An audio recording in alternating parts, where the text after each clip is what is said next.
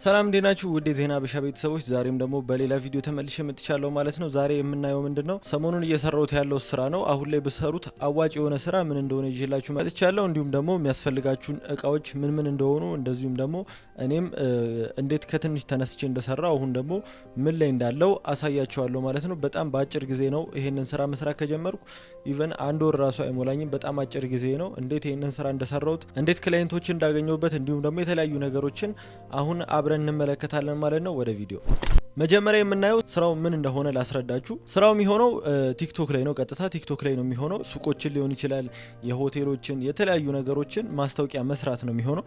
ማስታወቂያ መስራት ስላችሁ ራሳችሁ መስራት አይጠበቅባችሁ። ምን ያሁን በድምጼም እንደዚህ በቪዲዮም ማስታወቂያ አልሰራውም እስካሁን። እንዴት በስልኬ ብቻ ቪዲዮ እየቀረስኩኝ ኤዲት እያረኩ ለነሱ ፖስት እንዲያረጉ እየሰጧቸው ገንዘብ እንዴት ማግኘት እንደቻልኩ ነው ዛሬ ማሳያችሁ። ይህንን ለመስራት እንደነገርኳችሁ ምንም አይነት የእናንተ የማስታወቂያ ስኪል አያስፈልጋችሁም።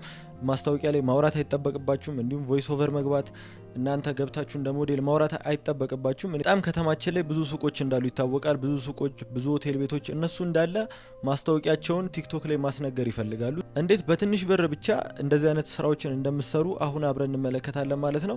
ይሄን የምታደርጉት እንዴት ነው?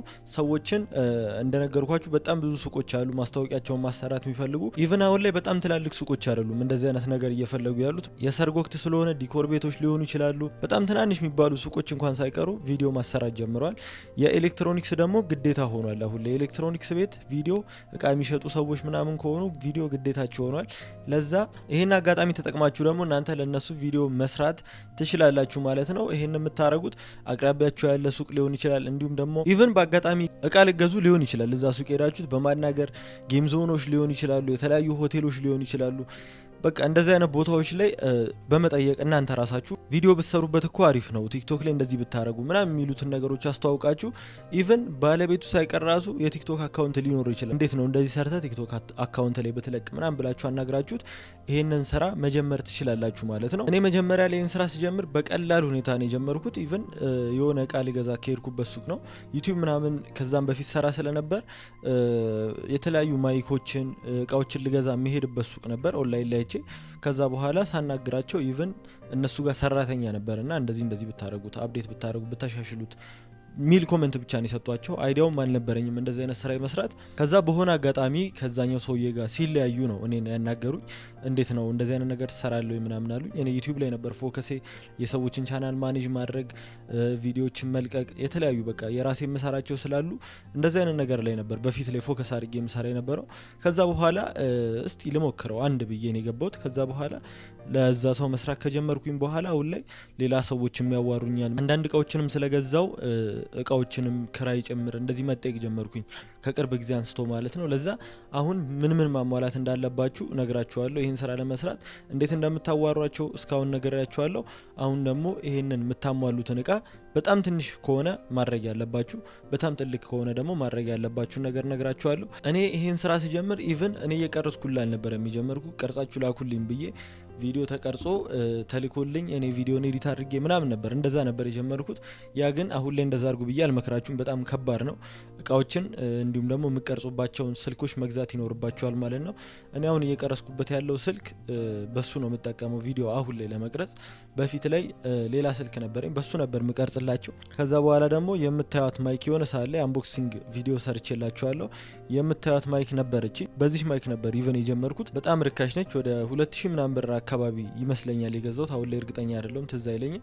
እና እንደዚህ አይነት እቃዎችን ከማሟላቴ በፊት ነበር እቺን የገዛዋትና ከዛ በኋላ አሪፍ እየሆነ መጣ። በቃ ብዙ ነገሮች አሪፍ እየሆኑ ሲመጡ ደግሞ ሌላ ስልክ አሁን የምቀርጽበትን ስልክና እንዲሁም ካሜራውን ካወረድኩ በኋላ አሳያችኋለሁ የምቀርጽበትን ጊምባል የገዛሁት ማለት ነው። አሁን ጊምባሉ ላይ ስላለ ነው ካሜራው አውርጄ ያላሳያችሁ። ከዛም በኋላ ኤዲት ማድረግበትን ፒሲ ገዛው ማለት ነው። ከዛ በኋላ በቃ በጣም ነገሮች እየቀለሉ ነው የመጡት። ሁሉንም ነገር በቀላል መልኩ ነው እየሰራው የመጣሁት ማለት ነው። እናንተ ይሄን ሁሉ ማሟላት የምትችሉ ከሆነ ጊምባል ብትገዙ አሪፍ ስልክ። ከዛ በኋላ ኤዲት የምታደርጉ በስልካችሁ ከሆነ በስልካችሁ፣ ካልሆነም ደግሞ በፒሲያችሁ ኤዲት ማድረግ ትችላላችሁ ማለት ነው። እናንተ ይሄን ሁሉ ማድረግ ይኖርባችኋል እያልኳችሁ አይደለም። ማይክና ጥርት ያለ ስልክ በቂያችሁ ነው። ለስልክ ደግሞ አንድሮይድ አሪፍ አንድሮይድ ከፈለጋችሁ ኤስ ስልኮችን መግዛት ነው። ካልሆነ ግን አይፎን ስልክ ገዝታችሁ መጠቀም ትችላላችሁ። ግን ጊምባልና ስልክ ማይክ ግዴታችሁ ነው ይሄንን ስራ ለመስራት።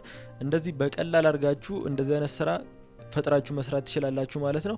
እንዲሁም ደግሞ የራሳችሁ ያደገ አካውንት ካላችሁ 10,000 20,000 30,000 ያለፈ የቲክቶክ አካውንት ካላችሁ እዛ ላይ ማስታወቂያ ልስራላችሁ፣ እንደዚህ አይነት አካውንት አለኝ፣ እንደዚህ አይነት ቀርጬ ቪዲዮ አስተላልፍላችኋለሁ ምናምን ብላችሁ በጣም ትናንሽ ቢዝነሶችን አካባቢያችሁ ላይ ያሉ ቢዝነሶችን ማስታወቅ ትችላላችሁ ማለት ነው። ከዚህ ቪዲዮ እንደተማራችሁበት ተስፋ አረጋለሁ። እንግዲህ የትኛውንም አይነት እገዛና እርዳታ ከኔ የምትፈልጉ ከሆነ እንዲሁም ደግሞ እንደዚህ አይነት ስራዎችን በእኛ በኩል ማሰራት የምትፈልጉ ሰዎች ካላችሁ ከታች ስልኬን አስቀምጥላችኋለሁ፣ እንዲሁም ደግሞ ኮሜንት ላይ ስልኬን አስቀምጥላችኋለሁ።